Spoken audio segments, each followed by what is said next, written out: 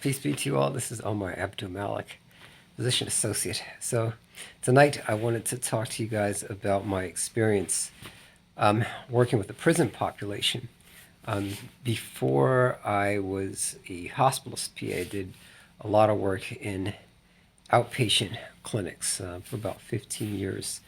And a lot of the places where I worked, like Howard University and Andromeda Transcultural Health, these served people in the community, but many of those people were what they call new reentrants. I think is the politically correct term now.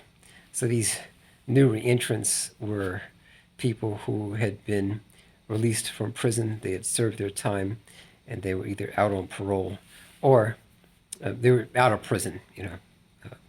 So new reentrants is what they were called. A lot of these men had a lot of issues because of their lifestyles. Doing the things that got them into prison, and then the things that they had to do to survive whilst in prison, and then just trying to adjust on what one guy called the outside. Now, statistically, all of those patients that I had were black. I think, let's say I'm reading a statistic here. It says that even though we black folks only comprise about 13% of the population, we represent 40% of the prison population. And this is as of 2021, and this is a statistic that I'm reading from prisonpolicy.org. Now, there's many reasons for that. There is slavery. There is the black codes and the black laws that were instituted during the post-Civil War era and after the Emancipation Proclamation, all the way up until the 60s. And I was born in the 60s, so this is not ancient history. And then there's also things like institutionalized racism. There's a lot of folks that don't believe that it exists. I disagree with them vehemently. There's if you're coming from a neighborhood that is a economically oppressed neighborhood, and there's a lot of drugs that have been allowed in that neighborhood. I'm from D.C. I was here during the crack era. It's settled down a little bit. As one guy said, one brother said, they don't have the good stuff anymore that went out with the 90s. But I remember the crack era. I grew up and I spent most of my life in D.C. And I also remember the heroin era in the 70s. I remember that when I was a young kid. So these things all contributed to the incarceration rate. There's also marijuana. During the Clinton era, he instituted the 3 strikes you're outlaw, which is absolutely ridiculous. Because I personally know guys that were going to prison for having a sandwich bag of marijuana. So they'd get charged with possession with attempt to distribute, because there was a certain amount of marijuana that you were not allowed to if you were caught with it, you were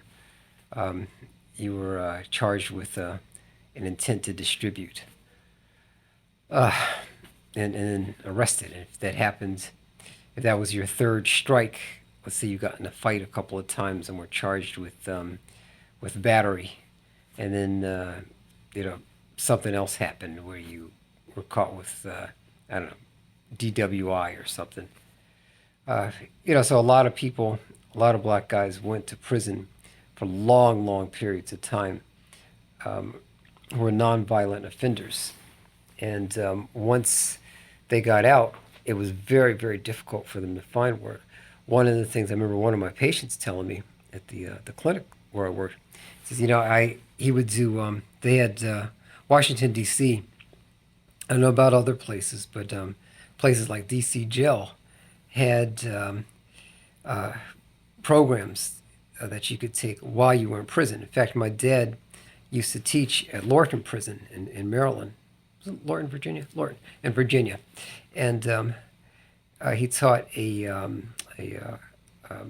substance abuse class, like a counseling for substance abuse. You know what the drugs do to your body and how to get off the drugs, and you could get a certificate for that. And if you got enough certificates, it looked good on your I guess on your record, like you were really trying to improve yourself. So there were guys that learned things like electrician to be an electrician or a plumber or things like that, and they would get certificates. Well, one guy he showed me all the certificates he earned, and he said, "Look, I got all these certificates while I was in jail, and people say, hey, look, you do really good work. From what we've heard on your, he'd get these little odd jobs around the places and get references like that. But then he would tell me, like, nobody will hire me at a real job, and it's really depressing. So it makes me feel like I got to go back to hustling like I did when I was, pre-prison. It's got to get me into trouble again.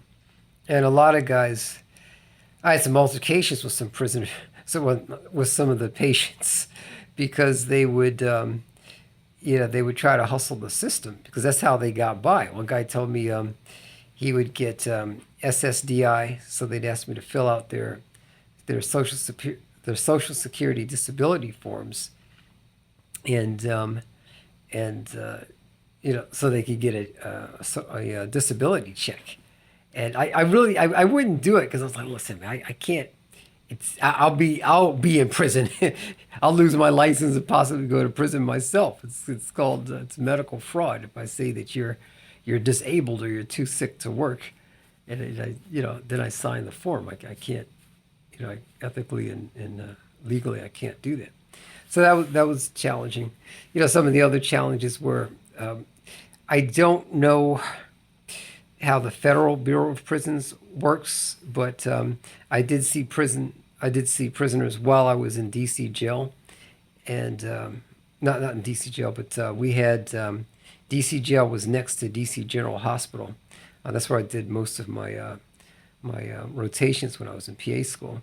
And one of the things that one of the units we had on the fifth floor of DC General Hospital was that was the lockdown ward.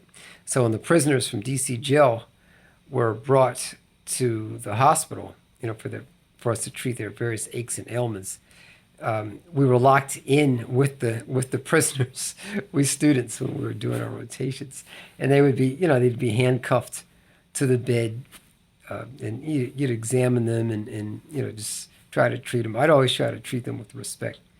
But what guys told me is that the new reentrants, when I'd see them as patients on the outside, is there was the issue of respect, but they would also tell me that it was very hard for them to continue their medical care if they had chronic diseases. So I saw a lot of guys with hepatitis because they use the needles for heroin, and then tattoos, they share needles. So there's a lot of hepatitis in the prisons. A lot of the guys had HIV.